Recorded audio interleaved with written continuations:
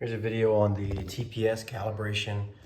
Working on my 1982 Corvette Collector Edition with the infamous Crossfire injection. If you grab your service manual, page 6E-60, it's going to tell you how to adjust it. Here, it wants you to use some jumper wires. So this is the original plug-in. This is the TPS sensor. Get yourself 3 little wires like that and just pin them in there. They kind of fit loose, so you might have to hold them down. You're going to get your multimeter. This is supposed to be a multimeter. Grab your multimeter, put it on the right one, put it on volts. It says to loosen the 2 screws. They are T25 screws. Loosen them, apply thread locking compound because they can vibrate loose over time. Snug them up a little bit and really just move the sensor up and down. Make sure that your key is in the ignition, not started, but make sure your key is on the on position to the point where you can see your check engine light and then the fasten seatbelt sign, right? So, I'm gonna kind of have to hold the wires in. You can see I'm already at 0.524. The FSM is requiring 0.525 plus or minus 0.075 volts. So that plus or minus 0.075 is a tolerance. You can be a little more, a little bit less. So I'm at 0.524. These bolts are snug, a little bit loose. So watch as I push it down. You see I push that sensor down? Look, now I'm at 0.44.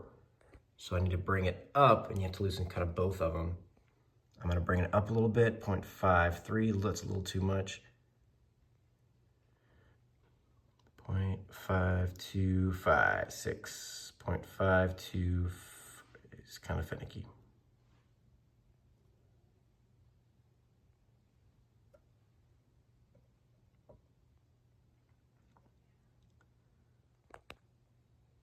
All right, I'll be back. All right, great. Don't do what I did. I got it perfect, 0.525 volts. I was tightening it and I snapped it. Snapped it right off. So looks like I need some new bolts. And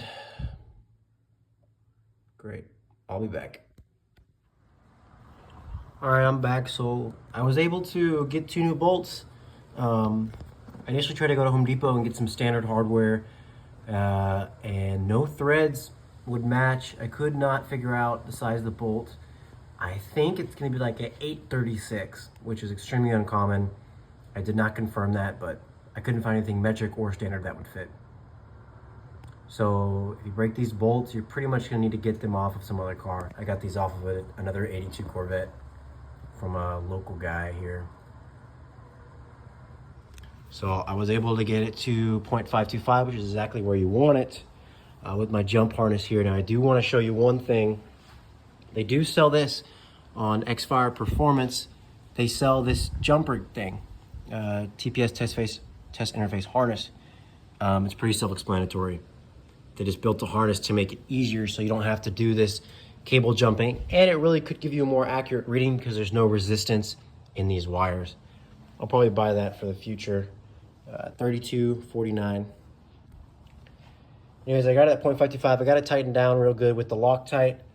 Now I do want to say one good thing to test to make sure that your sensor is good is slowly move this through the ranges to make sure that everything goes smoothly. For example, you wouldn't want to see it jump from 8 to 11 or something. You just move it real slow. Make sure everything moves smoothly. That's one way to test your sensor.